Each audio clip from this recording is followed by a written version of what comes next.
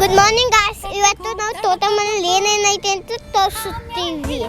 Mummy ನಾನು brush ಮಾಡ್ತಾ ಇದ್ದೀವಿ. ಆಮೇಲೆ ಮಮ್ಮಿ ಮ್ಯಾಟ್ ಹಾಕ್ತಾ ಐತೆ, ನೀ ಹಾಕ್ತಾ ಐತೆ, ಆಮೇಲೆ ಹೂ ಕೀಳ್ತಾ ಐತೆ, ಆಮೇಲೆ ಚೆನ್ನಾಗಿ ಅದು ಕೀಳ್ತಾ ಐತೆ, ಆಮೇಲೆ ಕಾಫಿ ಮಾಡ್ತೈತೆ ಮಮ್ಮಿ.